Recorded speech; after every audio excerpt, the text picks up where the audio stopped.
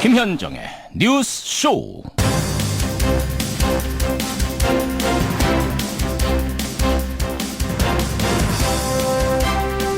애청자 여러분 안녕하십니까.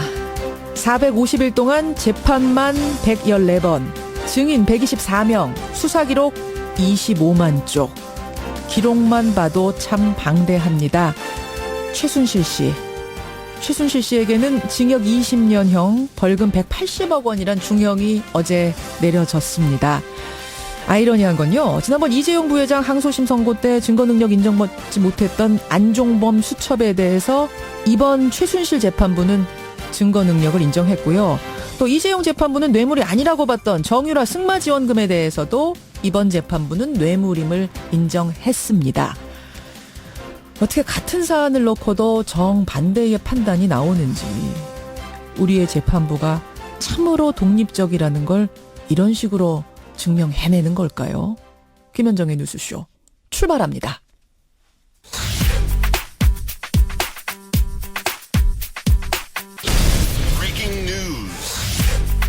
김현정의 뉴스쇼가 주목한 오늘의 포인트, 김정훈 기자 나와 있습니다. 어서 오세요, 김 기자. 네. 첫 번째 포인트, 빙판부터 좀 갔으면 좋겠어요. 어제 빙판 위에서 희비가 엇갈렸습니다. 네. 어젯밤 평창 스케이트장에서 눈물과 웃음이 그야말로 엇갈렸는데, 최민정 선수 그리고 김민석 선수의 얘기거든요. 우선 좀 애석했던 최민정 선수부터 얘기하죠. 네, 쇼트트랙 여자 500m 결승이었습니다. 최 선수는 불과 22cm 차이로 두 번째로 결승선을 통과했습니다. 그러니까, 아쉬운 은메달이다. 정말 22cm가 뭐냐 이러고 있었는데. 네, 그렇게 정말 아쉬운 장면이었지만 이렇게라도 확보한 은메달은 여자 500m 경기에서 한국이 처음 따내는 것이라 값지지 않을 수가 없었거든요. 예. 그래서 최민정 선수도 활짝 웃었는데 몇 분 뒤에 실격 판정이 내려진 거죠. 그러니까요. 이 코너를 돌면서 자리 다툼을 벌이는 과정에서 다른 선수 무릎을 쳤다는 것인데요. 예. 이게 고의성이 크게 없어 보이는데도 아예 실격 처리가 돼버렸더라고요. 이게 지금 이제 문제가 뭐냐면은, 킹부탱 선수, 결국 이제 동메달을 딴 캐나다 선수인데, 킹부탱도 우리 최민정 선수한테 같은 행동을 했는데, 네. 거기는 괜찮고 왜 우리 최민정만 문제냐. 이게 지금 SNS상에서 온라인에서 굉장히 논란입니다. 네. 오늘 2부에서 기영노 씨 스포츠 전문가를 연결해요. 이 부분에 대한 얘기는 좀 자세하게 그때 알아보도록 하죠. 그런가 하면 김민석 선수는 깜짝 메달을 가져왔죠. 이게 김민석 선수가 동메달을 따냈는데요. 그냥 동메달이 아닙니다. 올림픽 빙속 남자 1500m 경기에서 메달을 따낸 것은 아시아 선수 가운데 최초거든요. 이게 본인도 예상을 못했다고 해요. 그래요? 올해 19살이고요. 제2의 이승훈이라는 별명을 얻고 있는데, 예. 한국 빙속을 이끌 차세대 주자로 우뚝 서게 됐습니다. 잘했습니다. 평창 소식 전해드렸고, 여자하키 팀 얘기도 좀 했으면 좋겠는데, 오늘 일본 상대로 마지막 경기 나서죠. 맞습니다. 오늘 일본 상대로 마지막 경기에 나서는데요. 앞서 두 차례 패배를 하긴 했지만 오늘 후회 없는 한판승 한번 기대해 봐야 되겠죠. 사실 예선 탈락은 정해진 거긴 합니다만, 네. 오늘 일본전도 열심히 뛰어주기를 응원하겠습니다. 다음 포인트 가죠. 네, 구속 면한 MB의 최측근입니다. 장다사로 전 청와대 총무기획관 얘기죠. 네, 이명박 전 대통령의 측근 중에 측근이고요. 퇴임 이후 현재까지도 이 전 대통령을 보좌하고 있는 인물인데, 예. 어제 영장 실질 심사를 받았는데 일단 구속을 면했습니다. 예. 국정원으로부터 받은 특수활동비 10억 원으로 청와대가 벌인 불법 총선 여론조사에 관여한 혐의를 받고 있었거든요. 아직 그 죄책을 다툴 여지가 있다. 이게 법원의 판단인데, 어쨌든 검찰 수사가 일부 차질을 빚게 됐습니다. 반면에 이명박 정부 시절 국가정보원이 펼친 전직 대통령 음해 공작, 여기에 협조한 혐의를 받고 있던 이현동 전 국세청장은 어젯밤 구속이 됐네요. 구속이 됐더라고요. 요 다스 얘기는 말이죠. 이명박 전 대통령 관련된 다스 얘기는 잠시 후에 인터뷰로 또 하나 준비되어 있거든요. 요것도 귀 기울이실 만합니다. 들어보시고요. 마지막 포인트 하나만 짧게. 네, GM 공장 폐쇄 반발 속의 전면 투쟁입니다. 미국 GM 본사가 한국 GM 군산 공장 문을 닫기로 어제 결정을 한 겁니다. 네. 그 반발이 지금 본격화되고 있어요. 한국 GM 노동조합이 오늘 군산 공장에서 긴급 확대 간부 합동 회의를 합니다. 예, 이 예. 곧바로 결의 대회도 개최할 예정인데요. 노조는 앞서서 과도한 매출 원가 등에 따른 재무 상태가 이게 바로 밑빠진 독이 된 것이라면서 경영진을 상대로 필사즉생 이런 강도 높은 투쟁을 예고했습니다. 한국지점의 나머지 공장들도 폐쇄 가능성이 높아지면서 이를 둘러싼 갈등은 한껏 고조될 것 같네요. 어제 뉴스쇼에서도 저 한국 GM의 속사정들을 자세하게 쉽게 짚어드렸는데 네. 저희가 어제 인터뷰를 한 바로 직후에 군산공장 폐쇄 결정이 난 겁니다. 상황이 좀 일파만파 커지는 것 같아요. 계속 전해드리도록 하죠. 김정은 기자 수고하셨습니다. 네. 국민 여러분, 적폐청산이라는 이름으로 진행되고 있는 검찰 수사에 대하여 노무현 대통령의 죽음에 대한 정치 보복이라고 짜 맞추기식 수사로 괴롭힐 것이 아니라 나에게 물어달라 하는 것이 저의 입장입니다. 예, 이명박 전 대통령의 기자회견 내용 먼저 들으셨습니다. 먼지털이식 수사를 하지 마라. 나는 억울하다. 정치보복의 희생자다. 이런 이야기들을 하고 있는 건데요. 사실 이명박 대통령과 관련해서 꼭 밝혀야 될 부분이 다스의 실소유주는 누구인가 이 부분이었죠. 자, 지금부터 하는 얘기에 여러분 주목해 주십시오.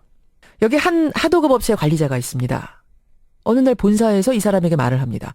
제품 수주량이 많이 늘어나게 됐다. 그러니까 당신이 독립을 해서 그 물량을 감당해낼 새로운 공장을 지어 운영해라. 이 사람은 설비를 들여오고 수억 원에 달하는 투자를 하고 까다로운 품질 인증 절차도 밟습니다. 그렇게 공장 설립 준비가 마무리 단계에 이르렀을 때 본사에서 부릅니다. 이 회사는 애초에 당신한테 줄 게 아니었다. 다른 회사를 만들었으니 거기에 사업권을 넘겨라. 버텨봤지만 투자금도 다 돌려받지 못하고 이 사업권을 넘기고 말았답니다. 바로 3년 전 다스의 협력업체 창윤산업이라는 곳에서 벌어진 일이라고 하는데요. 이 사실을 폭로한 창윤산업 한승희 전 대표 연결을 해서 직접 좀 들어보죠. 한 전 대표님 안녕하세요. 네, 안녕하십니까. 그 다스하고 연을 맺으신 게 언제부터입니까? 제가 2000년 7월경에 예. 당시는 대북이공이라고 하는데요. 다스 옛날 사명이 대북이공. 예, 네네네. 예. 그 당시 제가 그 다스 사내 하청 그때 지원으로 그때 처음 취직해가지고 일을 하다가 2012년도에 예. 그 제 하청 하시던 사장님이 이제 사업을 그만두시고 예. 제가 그 사업을 이제 물려받았습니다. 그러니까 다스라는 회사 출범하기 전에 그 전신이 대북이공인데 거기서부터 네네네. 시작을 하신 거예요. 연이 시작된 네네네. 거예요. 네네. 거기서 그냥 직원으로 일을 하다가 그러니까 그 회사에서도 사내 하청 업체를 뒀는데 거기에 직원으로 네. 일을 하시다가 그 사내 하청 업체의 대표 관리자가 되신 거예요. 네네. 물려받아가지고 그 다스하고는 직접 거래를 했습니다. 예, 다스의 사내 하청 업체처럼 하청 업체를 운영하고 계셨는데 그런데 무슨 일이 벌어진 겁니까? 2014년도에 다스 측에서 이제 현대차에서 AS 부품 공장을 따로 지으라고 하는데 이 공장을 밖에 나가가지고 뭐 따로 운영을 이제 하라고 이제 저보고 그때 그 얘기를 했습니다. 현대차에다가 부품을 새로 납품하게 됐는데 그 공장은 좀 따로 지으려고 하니 회사를 하나 만들어가지고 그쪽 일을 좀 맡아가 주시오 이렇게 된 거예요. 네네네. 예. 그 당시 그때 그 다스 안에서 이제 나오기 싫었는데 뭐 제 동의도 없이 일반적으로 이제 해외사 좀 저보고 이제 바깥으로 나가라 하더라고요. 네. 회사에서 그럼 당신 나가가지고 회사 나가서 따로 공장 지어라. 그럼 우리가 물량 주겠다라고 하니까 이거는 좋은 제안이었겠네요. 네네네. 그렇군요. 근데 저는 여기서 좀 이해가 안 가는 게 우리 뭐 한 선생님한테는 그게 좋은 제안일 수 있겠습니다만 다스 입장에서는 자신들이 공장 새로 지어서 넘치는 물량은 자신들의 공장으로 보내도 될 텐데 한 대표 어떤 직원을 너무 사랑해서일까요? 어떻게 나가서 지으라고 할까? 이게 잘 이해가 안 가네요. 그 당시에요. 다스 원래 그 AS 공장 지으려고 이제 한 1, 2년 동안 이제 남자는 공장 부지도 알아보고 그 했었는데 예. 그 2008년도에 그 이동영 씨라고 예. 이상은 회장 아들님이 MB 조카 이상은 회장 아들. 네 그분이 이제 다스 입사를 해가지고 공장을 한 게 이제 그분 따로 그때 이제 운영했습니다. 예. 그 SB 글로벌 로지스라고 하는 포장 공장인데요. 포장 공장. 그 공장 부지가 다스 공장인데 이동영 씨가 이제 다스에 들어와가지고 예. 그 빈 공장에 이제 자기가 이제 그 포장 공장을 한 개 만들었습니다. 예. 그러다 보니까 이제 그 MB 측에서는 임대료도 받고 이제 그렇게 해야 되는데 임대료도 안 주고 이제 그렇게 이제 있다 보니까 예. 저보고 예. 가라고 했는 공장 부지가 거기입니다. 아. 엄연히 공장을 운영하고 있는 그 공장에 어허. 저보고 이제 가라고 해. 저 처음에 또 의아했죠. 그분이 그것이 이제 공장을 하고 있는데. 이상은 씨 아들 이동형 씨, 그러니까 MB 조카가 거기서 포장 공장 하고 있는 걸 버젓이 알고 있는데 네. 한 대표한테 그 공장에 가서 그 공장 부지를 줄 테니까 거기 가서 지금 우리가 말한 이 공장을 차려라 이렇게 얘기를 한 거예요. 네네. 그럼 그 공장 지어놓은 건물 안에다가 다른 설비를 넣어라 이거예요? 저보고 이제 가서 이제 강제로 이제 그 공장을 밀어내라고 이제 그렇게 얘기하더라고요. 그럼 이동형 씨 측에서 반발했을 거 아닙니까? 반발도 못하고. 그러니까 이동형 씨는 어쨌든 임대료 지금 못 낸 처지니까 그냥 밀려난 거예요. 네, 원래 아. 다섯 땅에서 하고 있으니까. 예, 예. 네, 그만 봐도 주인은 이상은 씨가 아닌 거고. 자, 그러면 이때 네. 우리 한 대표한테 저 이동형 씨가 임대료 못 내고 돌리고 있는 저 공장에 가서 네. 공장 지어라라고 얘기한 사람이 누굽니까? 봐서 정학용 전무라고 있는데요. 전무. 예, 그분이 이제 이렇게 말로 했고, 정학용 전무라는 사람이요. 예. 그 이시영 상무 경영 가르치는 그런 멘토 비슷한 사람인데, 아, 네, 그 이시영 씨가 하여튼 그분한테 많이 경영수 받고도 했습니다. 그러니까 이 전무가 MB 아들 전무. 이시영 예, 예. 씨의 멘토 예, 예. 같은 역할. 그 네, 사람이 그러니까 거기 가서 하라 이렇게 구두 지시를 했단 말이군요. 네네네네. 근데 그건 전무유 생각인 겁니까? 아니면 그 위에 MB 생각이 담겨 있다고 그 당시 느끼셨어요? 당연히 MB 생각이죠. 네. 지금 그 회사의 다스의 다른 직원들 몇몇이 증언하지 않았습니까? 이건 100% MB 회사다. 우리 한승훈 대표도 거기 직원하시면서 하청업체 직원하시면서 그렇게 생각하셨어요? 네네. 100%? 네네. 직접 지시 받으신 적도 있어요? MB로부터? 직접은 없습니다. 직접은 없는데 어떻게 100%라고 생각하게 되셨습니까? 이시영 씨가 입사하고, 예. 그 다음에 이제 이시영 씨 쪽으로 이제 모든 권력이 쏠리고, 예. 이상은 씨 아드님이 거기에 분명히 그 부서장으로 계시는데, 이동형. 예, 그분은 실권이 점점 이제 없어지고, 어. 처음에는 이동영 씨가 이제 2008년도에 이사에서는 상당히 권력이 상당히 좀 진짜 주인인가 싶었는데, 예. 이시영 씨가 들어온 뒤부터는 음. 이동영 씨는 진짜 외부인처럼 느껴지고, 그 정도로. 네네네. 모든 권력이 이시영에게 집중, 네네. 그때부터는. 예예. 그리고 사람들이 인사- 당연히 MB 거다라고 누구나 의심하지 않고 생각을 했던 거예요? 이시영 쪽으로 이제 모든 인사권하고 이제 인사권. 자금적인 모든 이제 소리다 보니까, 예, 예. 그 당시에 이시영 씨 사이 없으면 돈도 마음대로 지급 안 됐고요. 알겠습니다. 네네. 알겠습니다. 그런 정황들로 미뤄봤을 때 결국 이동형 씨가 임대료 안 내고 쓰고 있는 그 공장에서 이동형을 쫓아내기 위해서 네. 나를 이용한 게 아닌가 지금은 이제 그 생각이 드시는 거군요. 예예예. 자, 알겠습니다. 그래서 어쨌든 네. 가서 하라 그러니까 이게 좋은 기회니까 가서 거기다가 투자를 하셨겠죠? 예, 실질 당구상에 있는 건 8억이고요. 근데 저희 직원들하고 제 땀하고 열정은 그런 금액으로 산정을 못하는 부분이고. 막 밤새 가면서 준비하고 그러셨어요. 네네네. 공장 네. 공장을 오픈한다는 게 보통 일이 아니니까. 네네네. 돈은 8억이지만 거기에 쏟아부은 열정은 말할 수 없이 컸다. 네네. 그랬습니다. 그랬는데 그 다음 2015년도 2월경에 다시 다섯은 저를 이제 부르더라고요. 정학용 전무라는 사람이 예. 처음부터 장윤한 대표한테 설비를 다 준 게 아니고 우리가 다섯에서 이제 새로 회사를 한 개 만든다. 예. 만드니까 그 회사에 지금 사업장 다 넘기고 새로 만드는 사업장에 하도급을 해라. 일단 말을 바꾼 거예요. 네. 우리가 다른 회사를 만들 거니까 네네. 그거 만들고 나면 거기에 하도급을 또 받아라 이렇게 얘기한 거예요. 네네네. 그러니까 정확히 넘기라고 한 게 뭐예요? 사업권을 전부 다. 사업권을. 예예. 그래서 제가 이제 그 당시에 제가 받았던 회의를 하고 이제 다섯 내부 이제 보고서를 가지고 들이밀어가지고 예, 예. 이걸 뭐냐. 나한테 사업권 주지 않았느냐. 그래서 나 지금까지 예, 예. 이렇게 다 투자하고 지금까지 만들어 놨더니 이게 무슨 소리냐고 따지셨겠죠. 네네네. 그랬더니요. 자기가 모르는 소리래요. 모르는 서류래요. 예, 제가 당신 사인도 여기 있잖아. 어허. 그하고 이시영 씨도 여기 다 사인했고. 예, 예. 하니까 이거는 모르는 문서고 그렇게 얘기하니까 제가 참 기가 차가지고 나는 계속 이제 이 사업 계속 할 거라고 하니까 그냥 좋게 말할 때 그냥 회사 그냥 넘기라고. 좋게 말할 때 넘겨라. 예, 그리고 이 새로 만드는 사업장이 예. 원래 주인한테 이제 이걸 돌려주는 그런 단계인데, 예. 그냥 원래 주인이 누구냐고 하니까 뭐 그런 거 알 필요 없고, 자기도 위에서 지시받고 이제 이 일을 진행하니까 자기도 힘든다고 하더라고요, 정경무가. 자. 새로운 사업장을 이제 또 만들 거니까 그쪽에다가 당신 사업권 넘겨라. 그 새로운 사업장 나중에 보니까 어떤 거였습니까? 2015년 4월 달에 예. 그때 김진 씨가 SM이라고 하는 법인 등기등본을 저한테 주더라고요. 김진 씨라면은 MB의 매제죠. 네네네. 예.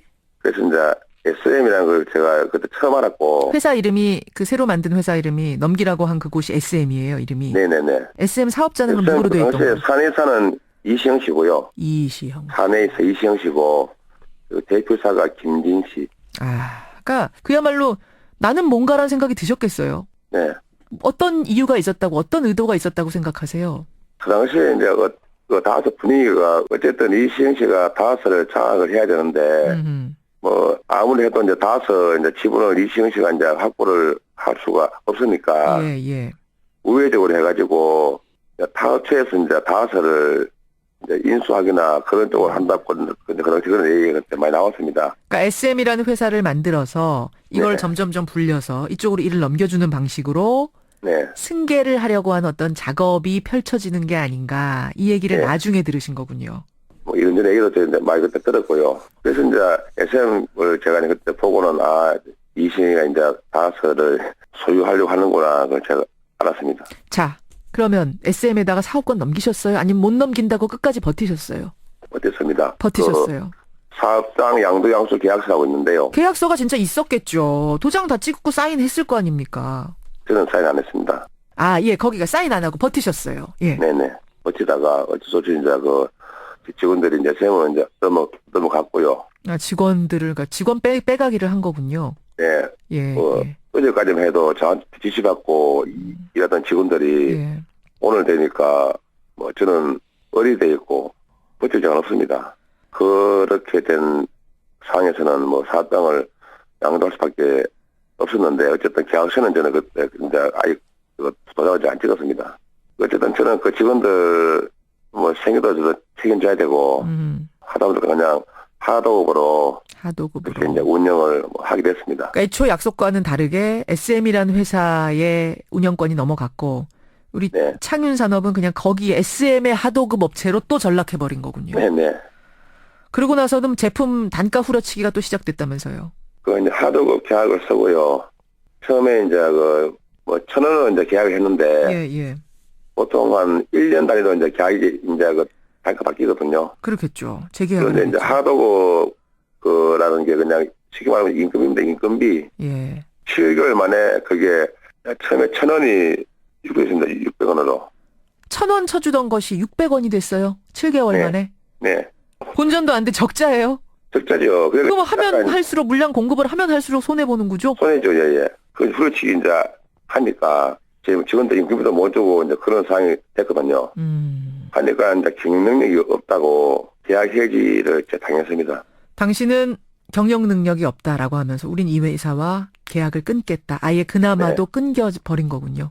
자, 그러면은 지금 이제 이야기를 들어보니까 되게 억울한 일이 많으신데 이거 왜 좀 소송이라도 해보지 그러셨어요? 왜 그냥 다 당하셨어요? 경주에서는 그 당시에 다스라는 업체의 파워가 상당하거든요. 경주에선. 또 돈으로도 이것도 MB 거니까 예. MB하고 그 큰 권력자하고 싸워봐야 이길 수도 없는 부분이고 작년에 이제 그 시민단체에서 이제 제 이거 사연을 알고 도움받아서 제가 지금 이제서는 이제 뭐 제가 진실을 말하는 거죠. 그러니까 MB 거라는 걸 누구나 아는 상황에서 이거 싸워봤자 계란으로 바위 치기밖에 안 된다는 생각으로는 자포자기 하셨던 거군요, 그동안은. 근데 지금 이명박 대통령은 그거 자기 거 아니라 그러거든요. 억울하다고 하거든요. 그분은 하는 말씀이 자꾸 법적인 소유권을 자꾸 말씀하시는데 네. 근데 지금 경주 쪽에서 제가 지금 공통적으로 하는 말이 이상원 씨는 바지 사장이고 실제적으로 원래 그런 MB라고 이제 얘기를 계속 제가 들었고요. 이상원 씨가 출근했는 게 한 반도 안 했습니다. 그 이상원 씨는 제조업이라는 게 있잖아요. 예. 오나면은 예. 출근을 매일 하거든요. 매일 해야 되는데 현장도 이제 가서 이제 관리하고 이제 하는 게 이 제도인데. 제조업이란 거는 진짜 오너면은 네네네. 그렇게 자리를 많이 비울 수가 없다. 네네네. 지금 MB는 자기 거 아니란 얘기 들으면서는 어떤 생각이 드세요? 황당합니다.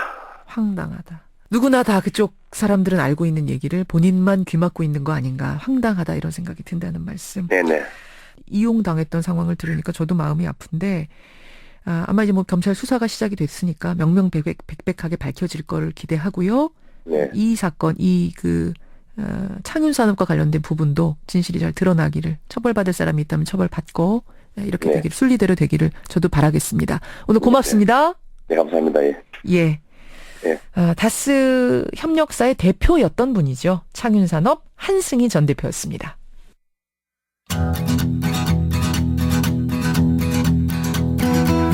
김현정의 뉴스쇼는 청취자 여러분의 참여로 이루어집니다. 트위터, 페이스북, 레인보우 게시판, 그리고 단문 50원, 장문 100원의 유료 문자 샵 1212, 우물정 1212 통해 참여하실 수 있습니다. 김현정의 뉴스쇼, 여러분과 함께 만듭니다. 김성환의 행간 시사평론가 김성환 씨 나오셨습니다. 어서 오십시오. 네, 안녕하세요. 앞서서 그 하청업체 대표 얘기 들으셨죠? 네. 다스 하청업체. 네.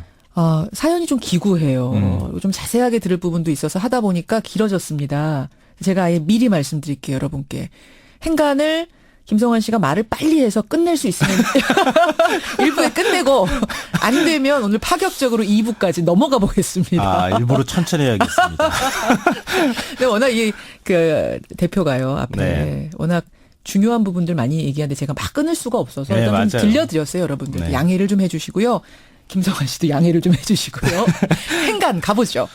어제 국정농단 혐의로 구속된 최순실 씨 재판이 있었죠. 있었습니다. 이 재판에서 신동빈 롯데그룹 회장이 징역 2년 6개월의 실형을 선고받고 법정 구속이 됐습니다. 워낙 최순실 씨가 몇 년 나와 이게 중요했기 때문에 네. 신동빈 회장은 얼마 받았는지 잘 모르는 분들 네, 계시는데 맞아요. 2년 6개월 실형 나왔습니다. 그런데 똑같이 뇌물 혐의를 받고 있는 삼성전자 이재용 부회장은 어땠습니까? 집행유예. 나흘 전에 석방 재판이 났죠. 있었는데 집행유예로 풀려났죠. 예. 같은 혐의 두 개의 판결. 이 뉴스의 행간을 좀 살펴볼까 합니다. 오늘이 신동빈 회장의 63번째 생일 맞죠? 그러게요. 어떻게 이렇게 생일이라면서요. 날짜 맞추려고 해도 못 맞출 것 같은데 이런 식으로 맞춰지는지 모르겠어요. 그래서 롯데그룹에 지금 충격이 이만저만 아니 더 크다 이런 얘기 들리던데요.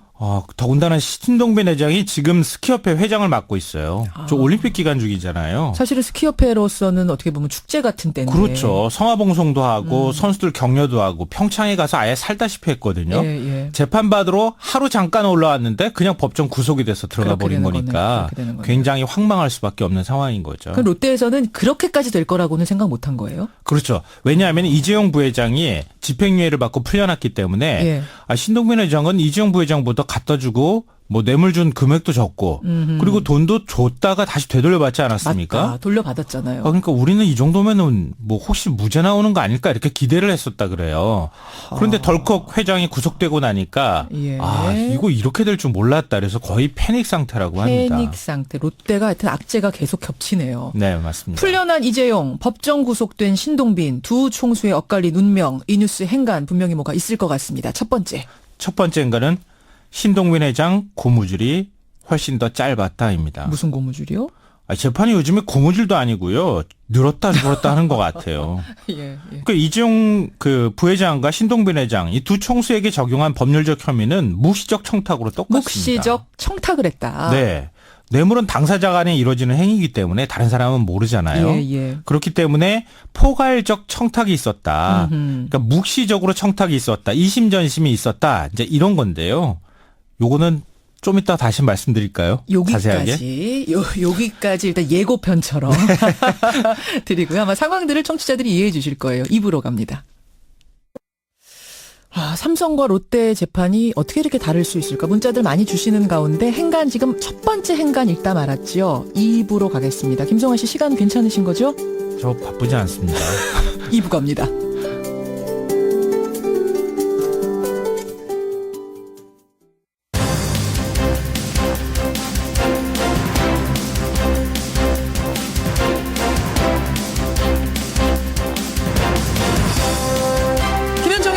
라디오쇼 2부 출발합니다. 오늘 2부에서는요, 그 부모에게 재산을 물려받고도 자식의 도리를 다하지 않으면 재산을 다시 부모에게 돌려주도록 하는 불효자 먹튀방지법이라는 게 발의가 됐습니다. 설 연휴 앞두고 좀 짚어볼 법인 것 같아서요. 요 이야기 나눠보고요.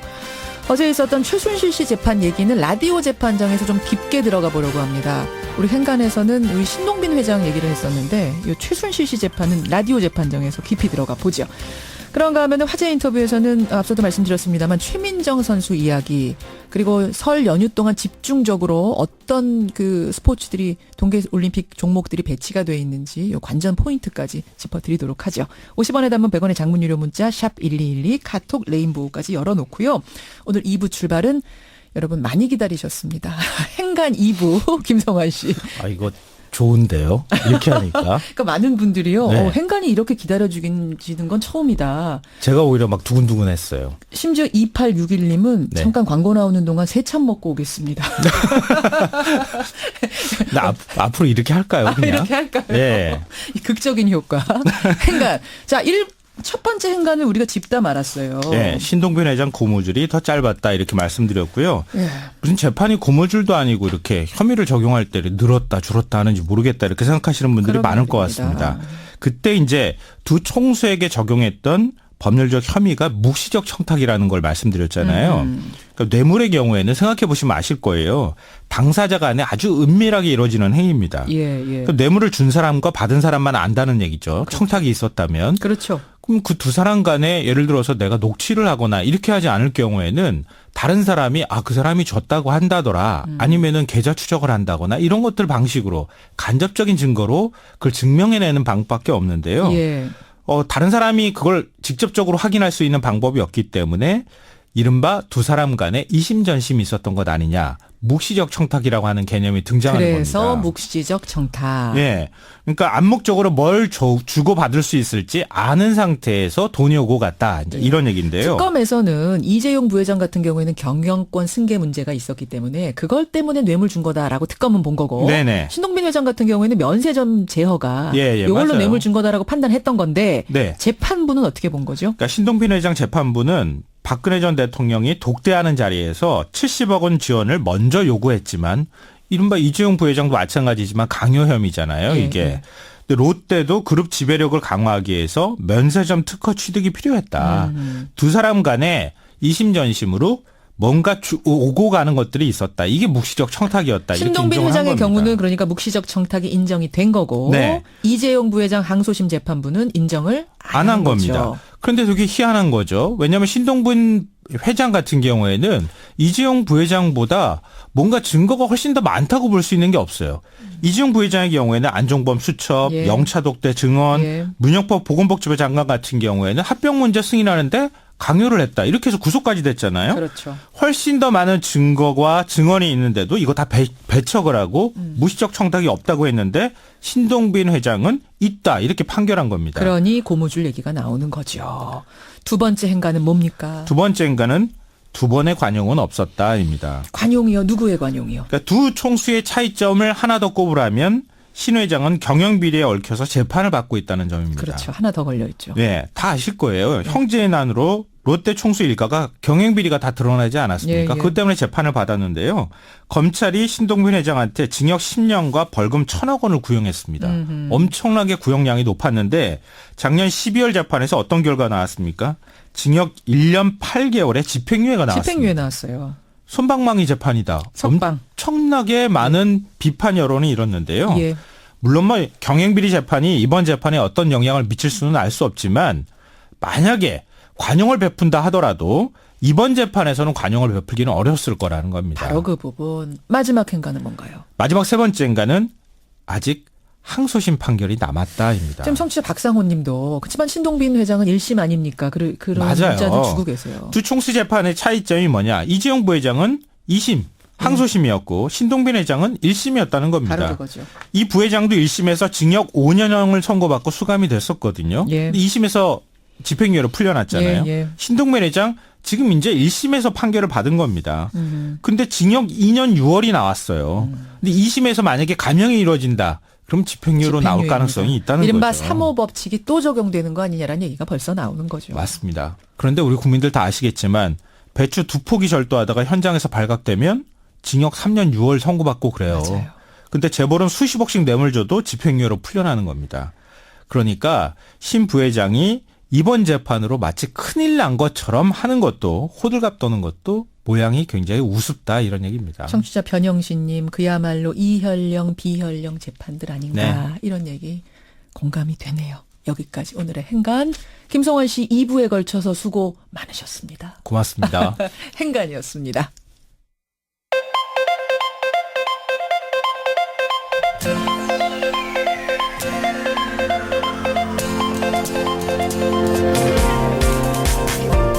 여러분은 지금 CBS 라디오 김현정의 뉴스쇼를 함께하고 계십니다.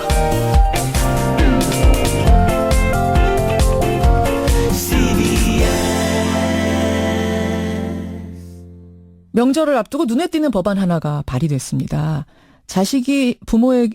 부모가 자식에게 재산을 물려줬어요.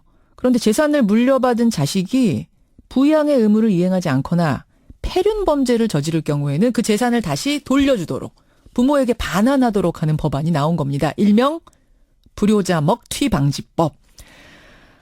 자녀가 부모를 폭행하는 이 존속 폭행이 급증하고 있고요. 또 재산만 물려받고 나면은 나 몰라라 하는 집안이 많아지면서 이런 법안이 나왔답니다. 대표 발의한 분 더불어민주당 박완주 의원 연결을 해보죠. 박 의원님 안녕하세요. 네, 안녕하세요. 박완주입니다. 아니 불효자 먹튀 방지법이라는 게 필요할 정도 상황입니까? 슬픈 법이죠. 그러게요. 사실은 봉양 갈등에 대해서는 예전처럼 효나 윤리로 해결하면 될 일을 왜 법까지 이렇게 만드느냐 이렇게 우려하는 분도 솔직히 있기는 하지만 예. 현재 상황 봤을 때 해마다 연 한 200~300명 정도가 부모가 자녀에게 부양비 달라고 소송이 현실이고요.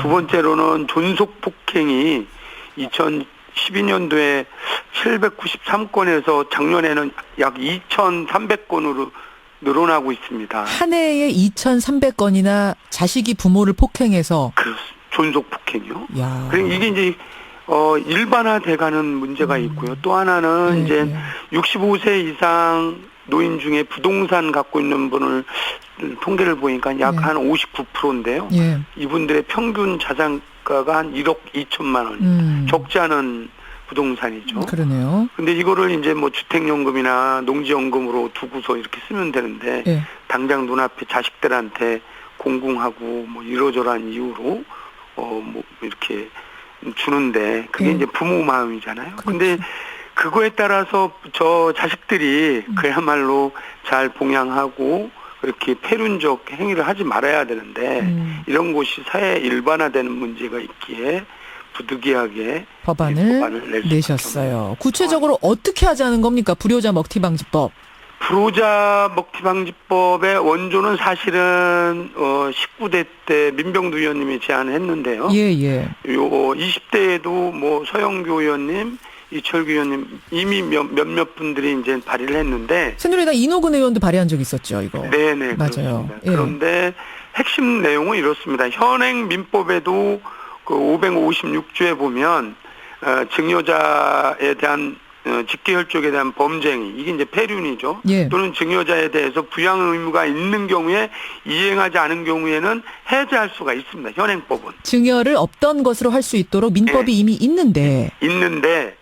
왜 저는 거기에 예. 이미 준 거에 대해서 반환을 받는 겁니다. 예. 지금은 앞으로 줄 거를 해제하는 거고 앞으로 줄 것을. 이미 줬어요. 뭐 땅을 줄 수도 있고 건물을 소유권을 줬어요. 다 넘겼어도 그걸 네. 다시 돌려받을 수 있도록. 돌려받는데 그 조항에 대해서 예.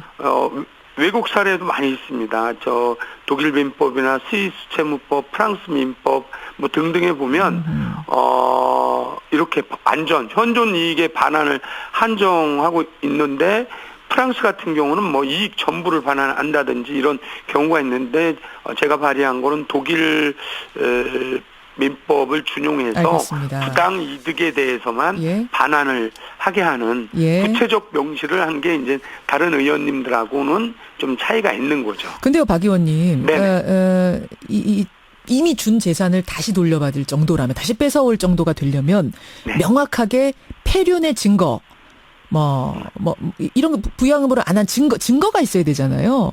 이거를 좀 기준을 구체적으로 만들어낼 수가 있을까요? 어느 정도를 뭐 이렇게 부모의 어깨를 쳤다 이것과 혹은 뭐 방망이로 어떻게 했다 이게 다 다르잖아요. 이 기준. 네네. 네. 그래서 이 부분은 1차적으로 저희도 이 법을 만들 때 검찰 측이나 또는 법제처나 이걸 좀 명확하게 해야 되지 않느냐라고 했는데 이미 이 기준은 두 가지. 그러니까 좀 사회자가 말씀하신 것처럼 예. 구체성을 어떻게 할 거냐인데 예. 이 정도 사항이면 일단은 제일 큰 게 법원에 또는 경찰서의 고소고발에 의해서 여기까지가 이제 가는 상황이 되죠. 보통 폭언을 했다.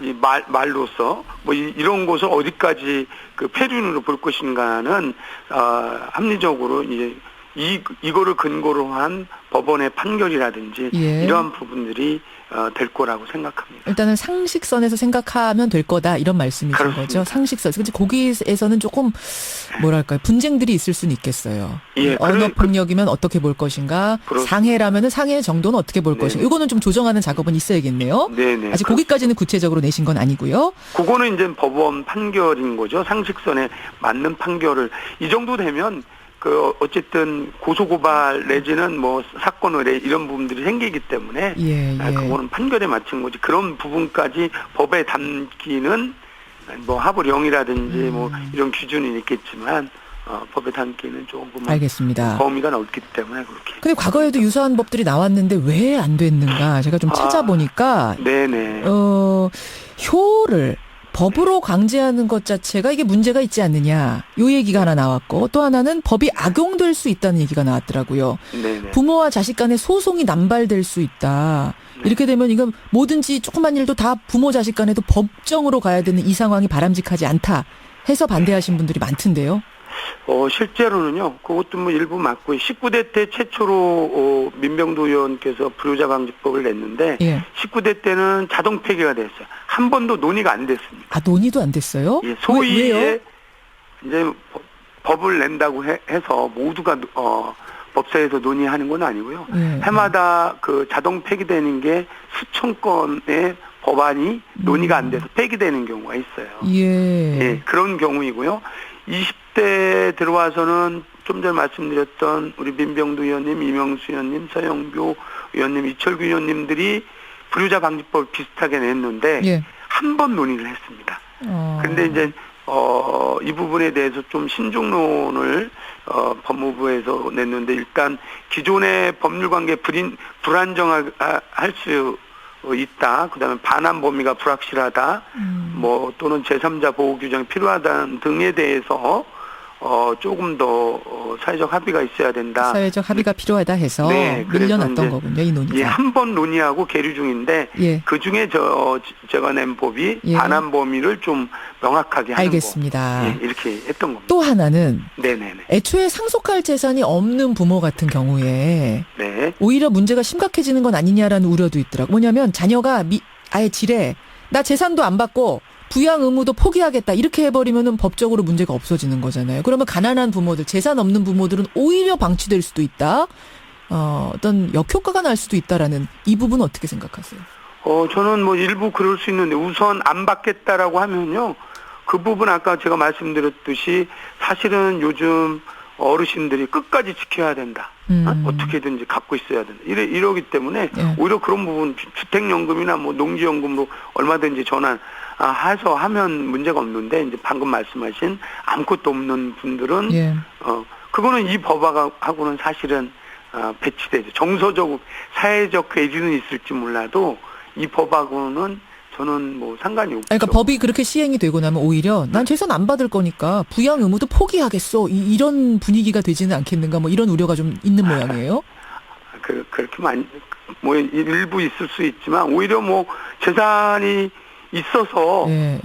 포기한다고 하면 그걸 따르게 노후 대책을 세우면 되고 재산이 원래 이제 없는 분 부양을 안 하겠다. 예. 받을 것도 없으니 이러한 부분에 대해서까지는 다 뭐 사회적 갈등에 대해서 이게 완벽하게 구제하는 것보다는 오히려 역기능에 대해서 받고서 엄하게 도망가고 뭐 이런 먹튀에 대해서 방지하자고 하는 게 법의 취지이기 때문에 법 하나가 전체적으로 다 사회적 이런 알겠습니다. 예, 해결할 수는 없다라고 봅니다. 참 이런 법을 논의해야 되는 게 우리가 씁쓸해요. 그리고 씁쓸합니다. 아주 비상식적인 상황까지도 우리가 논의를 해야 되는 게 나 안 받고 부양 의무 포기하겠어 하는 자식이 늘어나면 어떡하냐까지 논의해야 걱정해야 되는 이 되는 상황이 네. 참 안타까운데 지금 상황이 실제로 그렇답니다. 네. 이제 발의가 됐습니다. 발의가 된 거죠 이미. 네, 이제. 예, 어떻게 논의가 되는지 이번엔 좀 관심을 가져보도록 하고 이번 설 명절에 여러분 가족들 다 모이면 이 문제 한번 허심탄회하게 예 여러분 밥상머리에도 올려보는 것도 좋을 것 같습니다. 여러분 의견 주시고요. 박완주 의원님 관심 네네. 가지고 보겠습니다. 네, 고맙습니다. 고맙습니다. 네. 더불어민주당 박완주 의원이었습니다.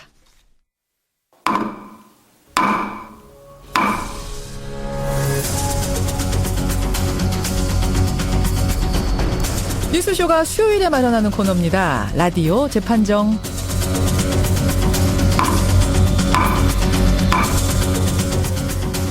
어제 국정농단 사건의 주역이라 할 수 있는 비선실세 최순실 씨 1심 판결이 있었습니다. 2심이라는 형량 자체도 지금 화제고요. 또 지난주 이재용 부회장 거하고는 왜 이렇게 달라? 아니 왜 이렇게 다를 수가 있어? 뭐가 다른 거야? 여러 가지 궁금증들이 지금도 문자로 들어오고 있고 저도 궁금합니다. 그래서요. 오늘 재판정에서는 좀 스페셜 재판정 또 꾸며봤습니다. 최순실 1심, 이재용 2심 비교 분석. A부터 Z까지 비교 분석. 오늘도 두 분의 변호사 먼저 소개하죠. 노영희 상궁님. 이제는 노상궁이 더 자연스럽습니다. 어서 오십시오. 네, 오늘 사랑하는 연인에게 달콤한 초콜릿을 선물하는 발렌타인데이죠. 오늘 2월 14일이에요. 네. 날짜도 몰랐네요, 저는. 어머나. 하지만 그것보다 더 중요한 라디오 재판정이 열리는 날입니다. 여러분 빨리 오십시오. 오늘 수락관 항공조역입니다. 오늘 수락관에 초콜릿도 준비되어 있습니까? 없습니다. 어서 오세요, 백마당새님. 전 오면 좀 노 변호사님이 초콜릿이라도 좀 줄 줄 알 때 안 주시더라고요. 말로만 이러시고 아무것도 안 가지고 오세요. 저도 아침에 눈 떠서 요게 꼭 발렌타인데이가 뭐 좋아하는 사람 떠나서 이렇게 보통 그날 마주치게 되는 남자분들한테 좀 이렇게 나눠주시는데. 이거 보세요. 상술에 놀아나지 말라는 얘기가 있습니다. 조금 전에 달콤한 초콜릿 얘기하시더니. 빨리 정리해야겠어요. 재판이죠. 발렌타인 데이와 전혀 상관없는 최순실 얘기 오늘 재판정에서 해볼 건데 일단 형량부터 보죠. 20년. 사실은 어제 박범계 의원이 어제 저희 첫 인터뷰이었거든요. 박범계 의원이 판사 출신이시잖아요. 박범계 의원은 15년 얘기하시더라고요. 그러니까 냉정하게 봐서 한 15년 정도가 되지 않을까. 근데 20년이 나오는 걸 저는 보면서 그럼 박범계 의원이 이게 일부러 적게 예상하진 않으셨을 텐데 5년이 더 나왔다는 거는 이거는 생각보다 많이 나온 건가? 근데 사실 저도 이제 몇 분하고 같이 공개적으로 예상을 한번 했었었는데요. 저는 15년에서 20년형 정도다라고 얘기를 하고 판사 출신 변호사님 다른 분은 12년에서 15년이다. 박범계 의원도 정확하게 네, 그렇게 얘기를 하시고 또 제가 알기로는 이 사건의 그 재판에 들어갔었던 기자 있거든요. 기자분들도 12년 정도 아닐까 이렇게 얘기를 하는 거예요. 제일 많이 나온 게 12에서 15였어요. 네네. 어제. 그래서 사실은 그게 이제 이재용 재판의 그 판결 형량을 조금 영향을 받은 게 아니었나 생각을 좀 했었었는데 어쨌든 사람들이 이제 생각은 15년 플러스 마이너스 뭐 이 정도로 생각했는데 15년도 좀 많게 생각하는 분들이었거든요. 그래서 좀 기조가 생각했던 것보다는 좀 세게 나왔다. 이제 이런 입장들이 좀 많았던 것 같아요. 저는 처음부터 20에서 25년 사이일 거라고 생각을 했었는데 그 이유는 이 재판부가 국정농단 사건을 바라보는 관점이 다른 재판보다 훨씬 강합니다. 이 재판부가 장시호 재판을 했던 재판부예요. 아주 간단하게 생각을 해보면 장시호 같은 경우에는 특검에서 웬만하면 좀 풀어주세요. 라고 구형을 했죠. 맞아요. 근데 법정 구속했어요.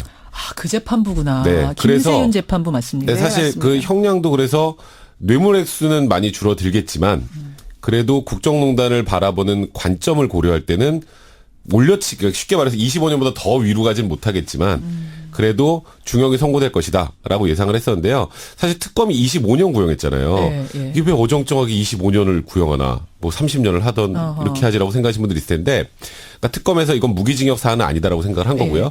유기징역의 상한이 30년이에요. 근데 지금 최순실이 20년 하니까 20년만 살 것 같죠. 이대 학사비리 있잖아요. 23년. 그게 5년이에요. 그게 5년. 3년. 근데 그때 이제 그 구형 자체 그 계산을 해보면 합쳐서 30년 정도를 구형을 대략 해야 되니까 25년 구형을 했던 거고요. 저는 어제 그 예를 들어서 뭐 뇌물죄 관련해서 이제 벌금이 너무 작다 뭐 이런 분들이 있는데 그거는 인정된 뇌물 액수에 곱하기 2에서 5 사이로 이제 선고할 수밖에 없기 때문에 그건 뇌물죄 액수가 줄어든 것뿐이고요.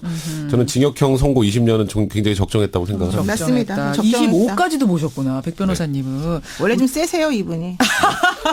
아, 초콜릿 안 줘서 그래요.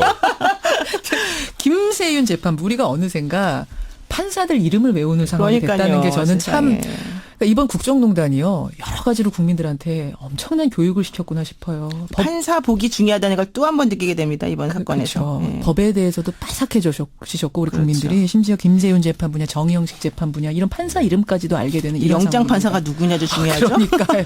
법 전문가들이 지금 다 돼가고 있는데 일단 양형 기준 20년 이렇게 보고 계시고 추징금이 72억, 벌금 180억. 근데 이제 중요한 게 말입니다.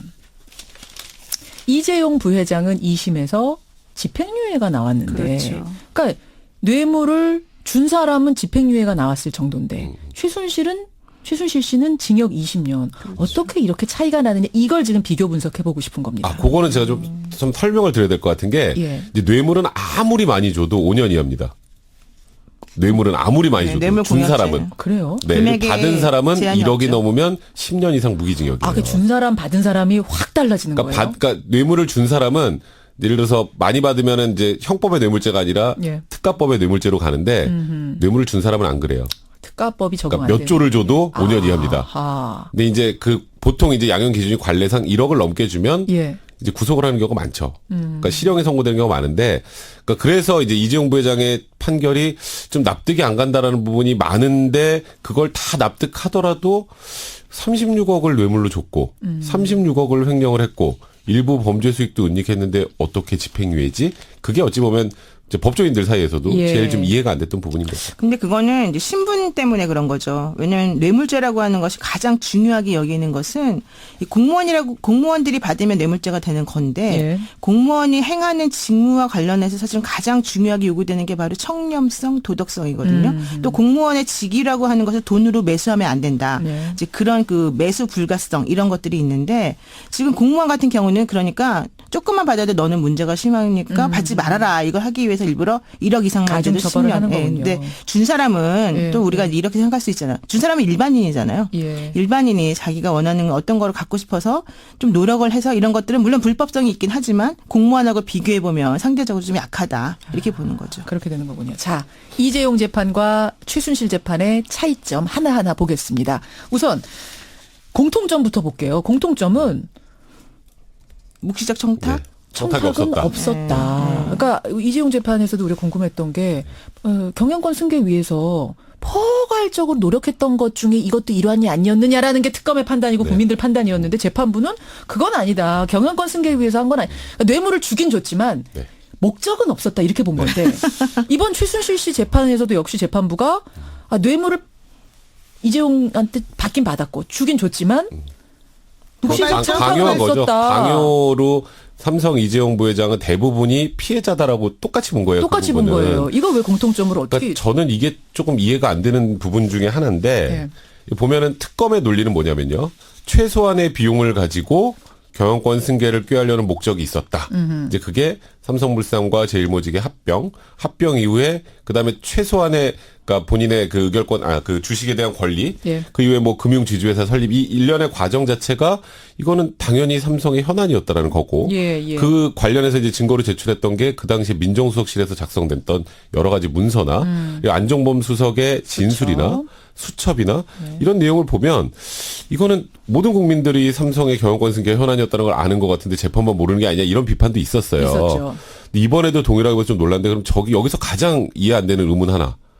문영표 전 장관하고 홍완선 기금운용본부장은 도대체 지금 왜 지금 2심까지 유죄 나왔거든요. 난 누구? 여긴 어디? 그러니까 아무 현안도 아닌데 왜 청와대에서 막 갑자기 막 국민연금을 압박해서 불법적으로 합병을 시켜줬는데 그분들은 도대체 왜 거기에 가 있을까? 그러니까요. 근데 그게 이제 사실 국민들이 보기에는 여기는 이렇게 생각하고 예. 이 재판부는 이렇게 생각하고 예. 이 재판부는 또 이렇게 이렇게 생각하고 생각하고. 다 다르니까 이제 혼란스러운 거죠. 재판부가 너무 독립적. 네, 대법원 가서 이제 바뀌겠지만 또 이제 그거는 같게 본 거고 두 번째로 다르게 본 것들은 자, 다르게 본 것들 그럼 네. 하나하나 보겠습니다. 우선 이재용 재판부, 최순실 재판부. 그 이재용 부회장 같은 경우는 강요죄 피해자라는 프레임으로 확정을 지었었죠. 지난번 재판에서. 항소심, 예. 근데 이번에 사실 그렇지는 않아요. 이제 백 변호사님은 뭐 강요죄 피해자를 같이 본 거다라고 하지만 제가 보기에 그건 아닌 것 같고 두 번째로는 그 안종범 수첩의 증거 채택 여부가 또 서로 간에 다른 판단이 있었습니다. 이번에는 증거를 채택했었고요. 이번에는 채택을 했어요. 예, 그리고 이제 세 번째로는 그 뇌물로 인정된 액수 가운데에서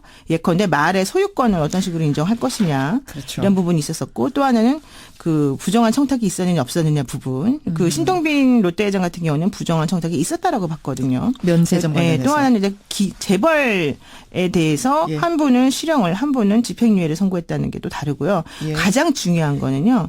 정경유착을 인정했느냐 인정하지 않았느냐. 아. 그러니까 이번 재판에서는 정경유착이라고 하는 거 사실 명시적으로 인정을 한 거고요. 지난번 이재용 부회장 재판부에서는 정경유착이라고 하는 건 없었다.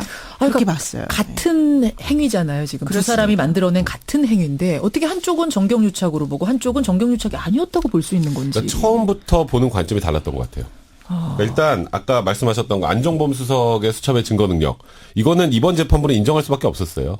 왜냐하면 장시호 판결할 때 안종범 수석의 수첩의 증거는 이미 인정을 했거든요. 근데 그 재판부가 지금 생각해 보니까 아니네 이럴 수는 없잖아요. 그렇죠. 근데 그래서 이제 같이 갈 수밖에 재판부에서. 없었던 거고. 그러니까 이번 재판부는 제가 말씀드렸던 것처럼 국정농단 사건은 전형적인 정경유착 사건이다라고 라고 바라보고 예. 스타트를 했던 거고 예. 항소심 재판부는 이건 전형적인 정경유착 사건이 아니라 국정농단의 주범인 박근혜 피고인과 최순실이 기업들을 겁박해서 돈을 예. 뜯어낸 거다라는 관점으로 바라보고. 그럼 거기서 질문. 아까 전에 이 재판부 역시 최순실 재판부 역시 이 이재용 부회장이 뭔가 목적을 가지고 경영권 승계라는 목적을 가지고 뇌물 준 건 아니다라고 봤다 그랬잖아요. 그러면 여기도 정경유착 아니라고 본 거 아니에요? 그런데 지금 신동빈 회장 구속이나 SK 관련 판결을 보면 아니에요. 그러니까 이재용 부회장 같은 경우는 지금 정경유착 문제를 떠나서 예. 이제 승마 지원은 확실하게 뇌물로 인정을 다 했죠. 금액은 예, 전부 다 예. 인정을 했습니다. 나머지 부분은 증거가 부족하다는 거예요. 그러니까 누가 봐도 경영권 승계가 현안이었던 것 같은데 딱 떨어지게 이게 무언가 부정한 똑 척탁이라고 떨어지는 건 보기는 없더라, 어렵다라는 이재용 거고. 경우는. 그리고 나머지 재판 같은 경우 신동빈 회장 같은 경우 굉장히 어제 재밌는 판결을 났죠. 강요의 피해자이기도 하면서 예. 그리고 뇌물을 준 또 뇌물 공여자이기도 한.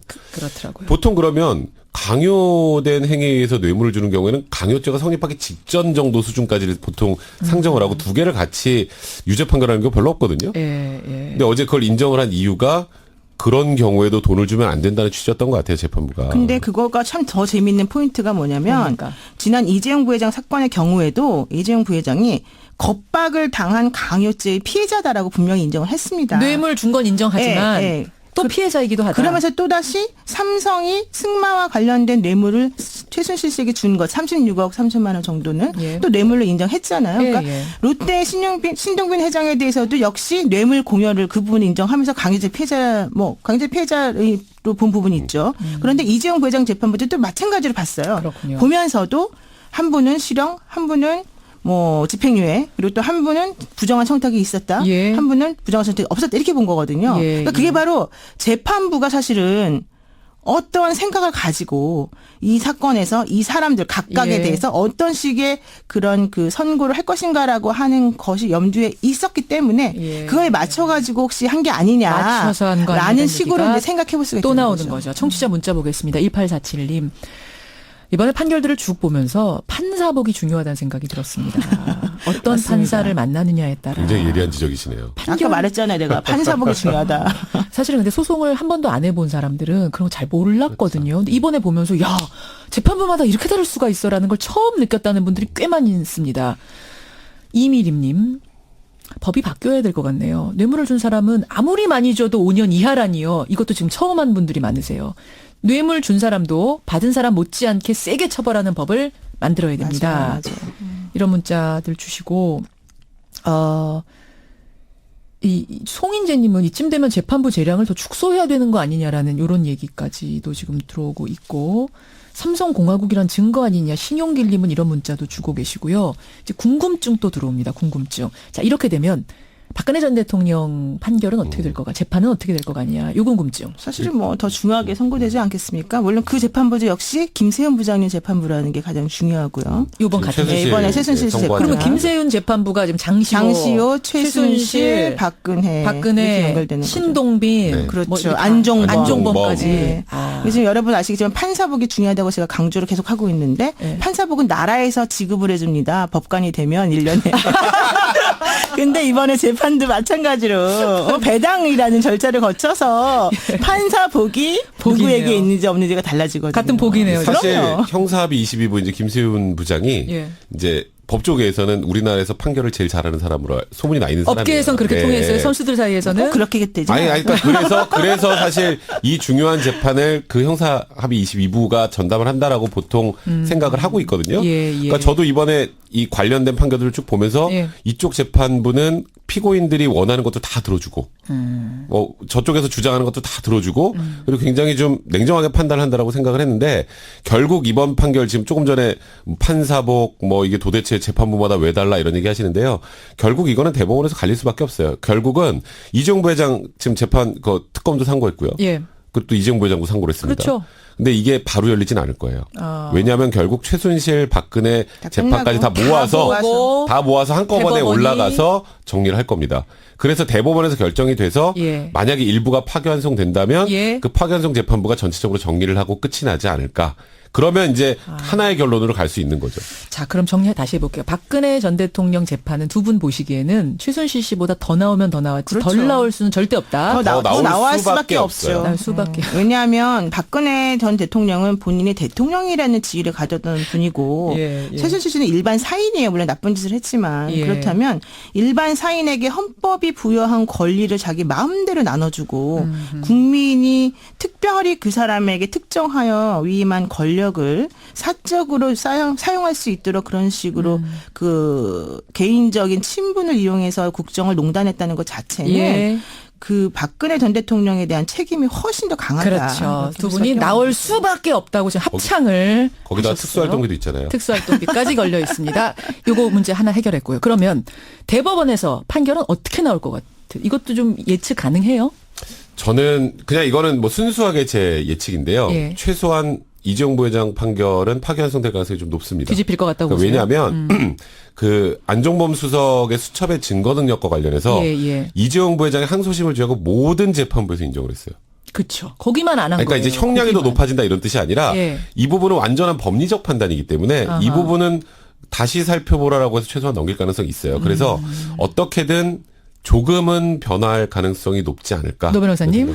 네, 그래서 사실은 이 김세윤 부장 재판부가 중앙지방법원이고 1심 재판부예요. 이게 예. 하급심 재판부예요. 예. 근데 정영식 부장 재판부는 고등법원 재판부예요. 2심이죠. 그러면 거의 훨씬 더 높은 그러네요. 재판부니까 우리는 기본적으로는 그쪽 법리가 더 정확하다. 이렇게 법조인들은 그렇게 보는 판단을 거예요? 하죠. 그래서 1심보다 함부로 2심. 1심에서 2심 재판이 먼저 나왔는데 예. 그거가 다른 결론을 내리긴 사실은 상당히 어려워요. 그래서 어제 사실은 안정범 수첩을 어떻게 이분들은 예. 설명할까 그게 사실 궁금했었었는데 그래요. 정말로 그래서 그걸 의식했을 거라고 좀 보입니다만은 판례를 일부러 인용을 하셨어요. 이 재판부에서. 다른 판례를. 예, 그 대법원 판례를 인용한 대법원 거죠. 판례를. 대법원 판례에서 허상급식. 안정범의 그 증거 능력, 수첩의 증거 능력을 인정하기 위한 전제로 대법원 판례는 이러이러하다라는 설명을 먼저 하고 얘기했는데 그게 바로 무슨 내용이었냐면 그런 식으로 다른 사람의 진술이 기재된 서류, 예. 그 서류가 증거 능력이 있으려면 예.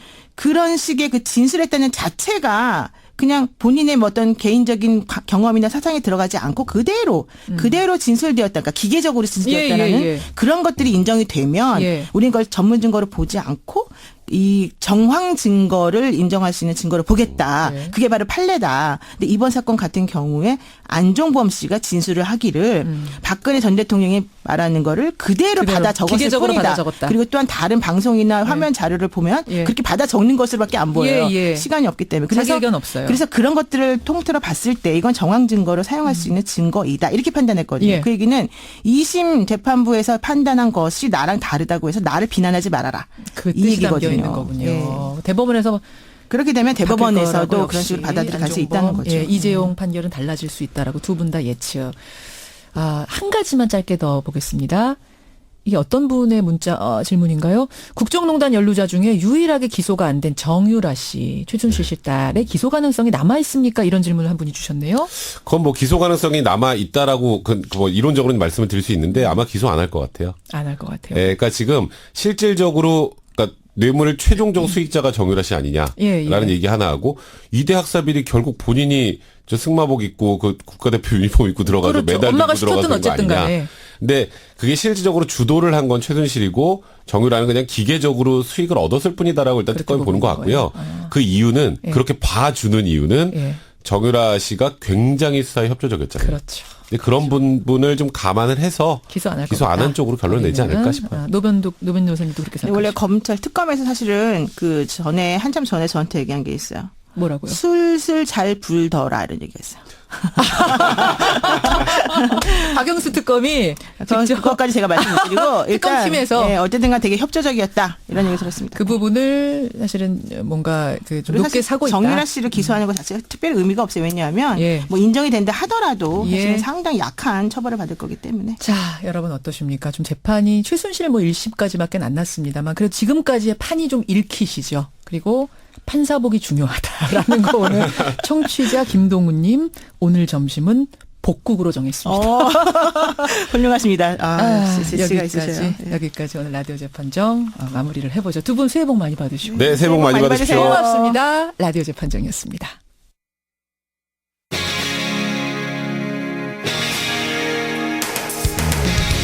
여러분께서는 지금 CBS 라디오 김현정의 뉴스쇼를 함께하고 계십니다. 평창 동계올림픽 오늘로 개막한 지 6일째가 됩니다. 어제는 스피드스케이팅 남자 1500m에서 김민석 선수 동메달 땄죠. 근데 이 동메달이요. 아시아 선수 최초로 이 부분에서 나온 메달이랍니다.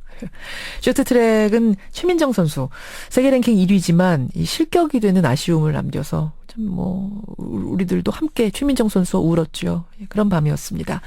이런 가운데 내일부터 시작되는 설 연휴에는 관심 높은 경기들이 집중 배치가 돼 있습니다. 마치 명절 되면은 TV에서 뭐 재밌는 영화 하나, 무슨 재밌는 오락 하나 보듯이, 편성표 보듯이 이번 설 연휴 올림픽 관전 포인트를 한번 짚어보겠습니다. 오늘 화제 인터뷰 스포츠평론가 기영로 씨 연결을 해보죠. 기영로 선생님 안녕하세요. 네, 안녕하세요. 우선 어제 최민정 선수 경기 솔직히 좀 아쉬웠어요. 네. 어떻게 보셨어요? 최민정 선수가 우선 결승전에서 자리를 좋게 잡기 위해서 준결승전 때 2위로 들어와도 되는데 1위 경쟁을 아주 심하게 했거든요. 힘을 뺐습니다. 준결승에서 힘을 뺐다. 예, 그래요. 그래서 레인 자체는 좋았잖아요. 예, 레인. 그래서 레인 좋았습니다만 역시 스타트가 늦어서 3위로 출발해서 2위 선수를 이제 추월하는 과정, 그러니까 2위 선수가 킴 부팅 선수라고 캐나다 선수인데 이 선수 추월하는 과정에서 왼팔로 킴 부팅 선수의 진로를 좀 방해한 거, 이것이 이제 걸린 거예요. 비디오 분석에. 물론 킴 부팅 선수가 오른팔로 최민정 선수를 밀어내는 장면을 몇 번 볼 수 있었을 거예요. 그래서요.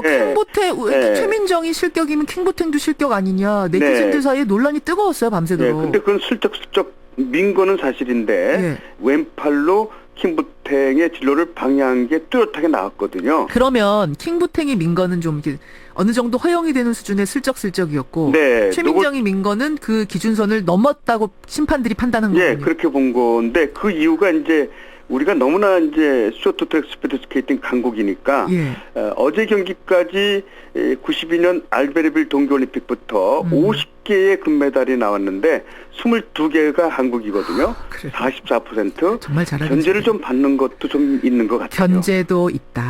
똑같은 벌칙, 똑같은 어떤 행위를 해도 우리는 더 심한 기준을 적용받고 있다. 이 부분이 저는 일단 그럴듯한 사유가 될 것 같네요. 홈그라운드 이점이 전혀 없었습니다. 오히려. 최민정 아쉽습니다. 하여튼 아쉽고요. 그렇지만 용기를 잃으면 안 될 것 같고. 반면에 스피드 1500m의 김민석 선수는 동메달이었는데 스피드 1500에서 메달 딴 게 이게 아시아 선수는 최초라는 게 사실입니까? 네, 그렇습니다. 우리나라뿐만 아니라 아시아에서도 최초인데. 그러니까 이게 장거리가 되면 될수록 아시아 선수들이 체력이 떨어지는 거죠. 네, 서구인들에 그렇습니다. 비해서. 예, 아무래도 뭐 아주 솔직히 말씀드리면 고기 먹고 자란 선수들이. 체격 조건이 달라요. 실제로 보면 알아요. 예. 이게 이제 어제까지 경기 정리입니다. 오늘 주목할 경기는 어떤 게 있나요? 여자 아이스하키 일본전이 4시 40분에 있는데 이 아이스하키는 골대가 좀 작아요. 그래서 못하는 팀이 골 넣기는 정말 어려워요. 예, 항상 보면은 0으로 끝나거든요. 많은 골을 내주면서 일본한테 역대 7전 전패, 최근에 0대 3패 해서 근데 이번 대회도 우리가 한 골을 1피리어드에서 넣게 되면은 어느 정도 절반은 성공한다 이렇게 보고 있습니다. 네, 한 골을 위해서라도 우리 큰 박수 좀 보내주시고요. 네.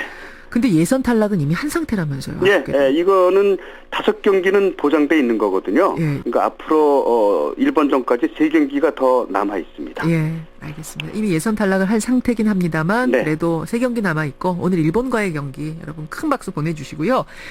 자, 이제 내일부터 주말까지 이어지는 연휴에는 뭘 볼까? 뭐 다 보면 좋겠지만 시간이 그렇게 안 되는 분들을 위해서 적어도 이것만큼은 놓치지 마십시오 하는 마치 연휴에 TV 가이드 보듯이 우리 기영노 씨가 좀 올림픽 가이드를 해주시면 좋겠어요. 내일 밤 9시 10분에 한국 남자 아이스하키가 체코와 경기를 갖습니다.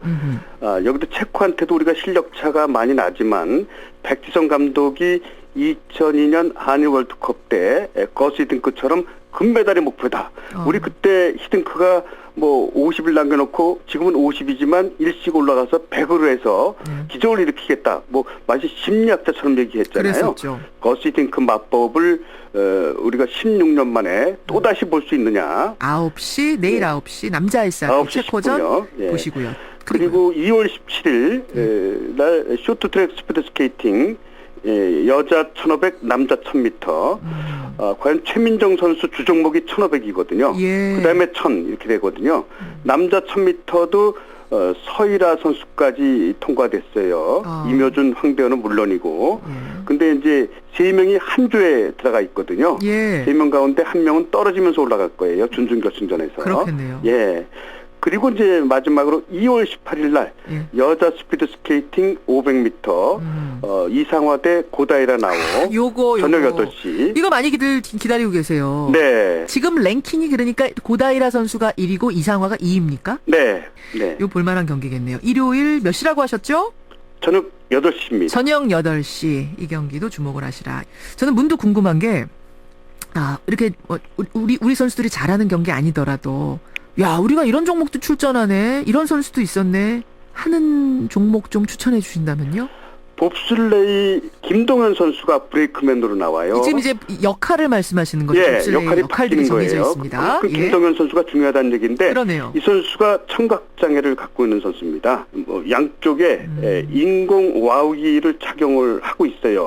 본인이 이제 손이 전화를 마음대로 거는 거였는데 그래서 김동현 선수의 인간 승리를 볼 수 있을 것인지 봅슬레이 4연승도 아주 볼만할 것 같습니다. 끝으로 저희 뉴스쇼 앞으로 들어온 평창 질문 중에 하나를 조금 하면서 마무리 지었으면 좋겠습니다. 뭐냐면 왜 이번에는 경기 직후에 메달을 안 걸어주고 나중에 따로 모아가지고 메달 세리머니를 하나요? 저도 보면서 궁금하더라고요. 이묘준 선수 금 따면은 거기서 바로 박수 치면서 메달 걸어주면 좋은데 수호랑 인형만 건네는 이거는 왜 그래요? 예, 토리노 동계올림픽부터 있었던 건데요. 왜냐하면 그 야외 종목 선수들, 설상 종목 선수들이 경기를 하다 보면은 굉장히 춥잖아요. 춥죠. 그 야외에서 또 세리머니 하려면 또 몇십 분 기다려야 되고. 그래서 이제 경기장에서는 이제 경기장 세리머니만 하고 그래서 다음 날 올림픽 플라자에서 이렇게 하는 그런 전통을 동계올림픽은 세워놓고 있습니다. 선수 보호 차원 하나, 그다음에 또 썰렁한 경기들은 사실은 시상식도 썰렁할 수 있거든요. 네, 관중도 많지 7시에 않을 수 있고요. 네. 많은 사람들 모인 가운데 축하해주자. 이런 두 가지 의미로 한다는 거 네. 좋은 정보까지 주셨습니다. 우리 선수들 앞으로 잘 뛰어주기 바라고 기량 후회 없이 경기 다 치르기를 모든 선수들이 말이죠. 기원하면서 오늘 고맙습니다. 네, 안녕히 계십시오. 스포츠 평론가 기영노 씨였습니다.